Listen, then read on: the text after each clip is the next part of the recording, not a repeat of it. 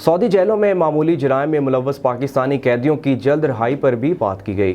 سفیر Pakistan lieutenant general بلال اکبر نے Jeddah میں پاکستان قونصل خانہ جدہ کا پہلا سرکاری دورہ کیا۔ قونصلیٹ خانہ میں دیگر امور کے علاوہ انہوں نے پاکستانی صحافیوں سے خصوصی ملاقات بھی کی۔ پاکستان اوورسیز میڈیا فورم کی جانب سے سینئر نائب صدر ثنا شعیب نے استقبالیہ پھولوں کا گلدستہ پیش کیا۔ اس تعارفی نشست کے ابتدا کلمات ادا کرتے ہوئے پریس کونسل سید حمزہ گیلانی نے تمام حاضرین محفل کا شکریہ ادا کیا اور قونصل جنرل خالد مجید کو دعوت خطاب دی۔